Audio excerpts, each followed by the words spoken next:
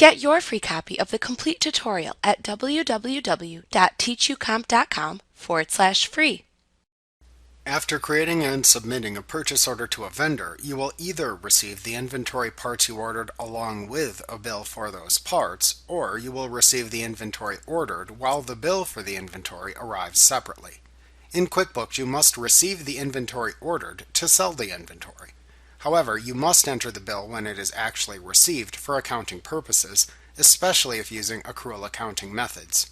In the following lessons, you will examine how to enter inventory when it is received along with a bill, as well as how to receive inventory without a bill and create an item receipt that you can match to the bill when it finally arrives. If you receive inventory items from a purchase order along with a bill for those inventory items, you simply enter the items into inventory and also enter the bill for these items into QuickBooks. You can receive items into inventory and enter the bill for the items by selecting Vendors, Receive Items, and Enter Bill from the menu bar. In the Enter Bills window that appears, select the vendor from whom you are receiving the items from the Vendor drop-down. If the vendor you select is one with whom you have open purchase orders, an Open POs Exist message box will appear to inform you of that fact. Click the Yes button within the message box to display the Open Purchase Orders window. Any open purchase orders you have with the selected vendor will then appear in the window. Click to place a check mark into the leftmost column of the row that contains the purchase order for the inventory you received. Then click the OK button to return to the Enter Bills window.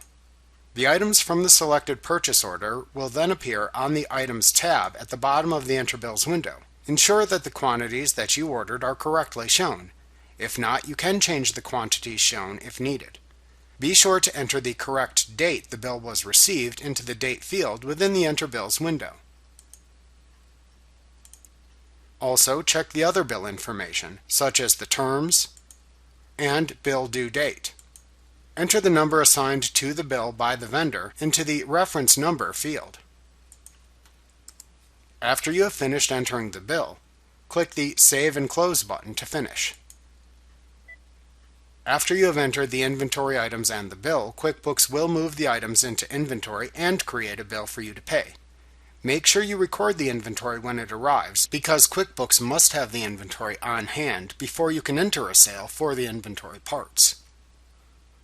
Like what you see? Pick up your free copy of the complete tutorial at www.teachucomp.com/free.